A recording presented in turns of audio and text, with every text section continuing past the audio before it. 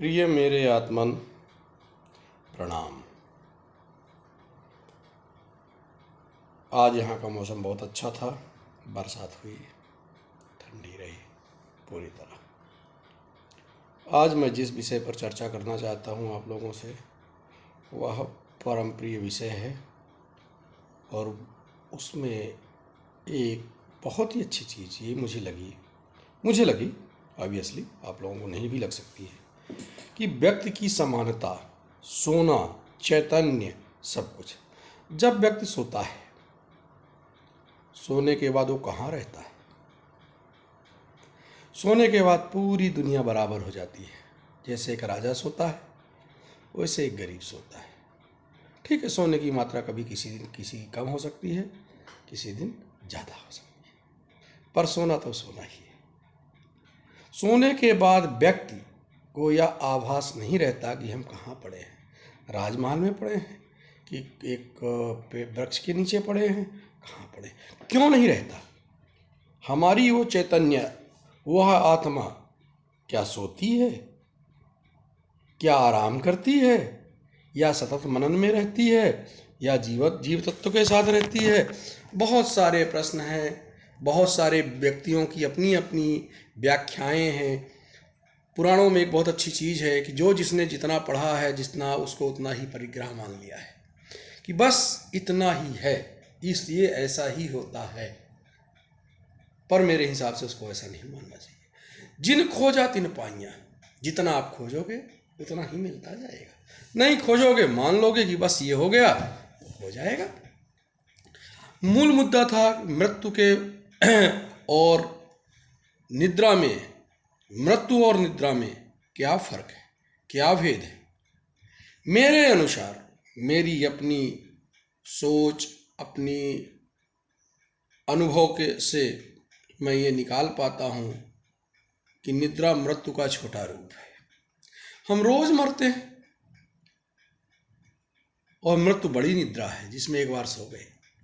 जब मैं निद्रा में होता हूँ तो यह हमारा शरीर यंत्रवत रहता है। कोई हाथ इधर से उठा के उधर रख दे, कोई फर्क नहीं, कोई पैर इधर से उधर रख दे, कोई फर्क नहीं, पर इसका चेतन इस शरीर को अंदर ही कहीं कहीं या कुछ ना कुछ इसको ऐसी अवस्था में लेके आता है जिससे तंद्रा टूट जाती है और फिर से हम अपने स्वाभाविक कार्य करने लगते हैं। हमारे पुराणों में कहा गया है कि प्राणायाम करके हम प्राण के आयाम को इस शरीर से निकाल करके बाहर ले जा सकते हैं। वह कोई और क्रिया होगी जिससे हम इस शरीर को निकाल करके बाहर ले जा पाए। अवश्य होगी, अवश्य निकाल सकते होंगे, अवश्य लोग बाहर खड़े होके एज ए दृष्टा कि ये मेरा शरीर पड़ा है और ये मैं हूं, इसका आभास हो जाता। जब चाहते थे ऋषि मुनि समाधि में चले जाते थे, अपनी इच्छा से मृत्यु का ग्रहण करते थे, मीन्स अपनी इच्छा से चिर निद्रा में चले जाते थे। पर ये जितनी बात सरल मैं कह रहा हूं उतनी बात सरल है नहीं। इस बात की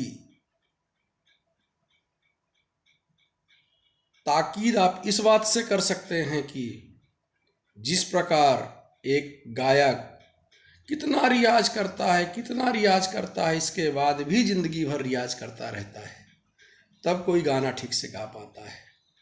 कुछ लोगों की नज़र में वो ठीक से होता है, कुछ लोगों की नज़र में नहीं हो सकता। आजकल हम जो इतने ज़्यादा बहिर्मुखी हो गए हैं, हमको हर चीज़ तत्काल चाहिए। किसी ने बोला, हमने बोला नहीं ये सही नहीं है, हमने बोला ये गलत है। हम किसी चीज़ का रियाज नहीं कर पाते, हम ये मान के ही नहीं चल पाते हैं कि इसके बारे में सोचें। बहुत अच्छी चीज़ है, कल पढ़ रहा था कि आप खाना खाते हैं, 3 चरण होते हैं खाना खाने के। खाना खाते हैं, पचाते हैं और या उल्टी कर देते हैं। आज का समाज खाता है खाना, पचाता नहीं है, उल्टी कर देता है। जब आप नहीं पचाओगे तो इस शरीर में कैसे काम आएगा? उसी तरह जो आप सुनते हो, देखते हो, बोलते हो, पढ़ते हो, उसको पचाओ, उससे निष्कर्ष निकालो उससे ऊर्जा अलग करो, बाकी कचरे को निकल जाने दो, पर उससे ऊर्जा निकालो। वो ऊर्जा आपके जो चैतन्य है, आपके जो विचार हैं, आपका जो मन है, आपके जो इंद्रियां हैं, उनमें उसको घुलने दो। आप खाते हो रोटी और वो कहाँ किस रूप में अपने रक्त में मिल जाती है, कभी आपने सोचा नहीं।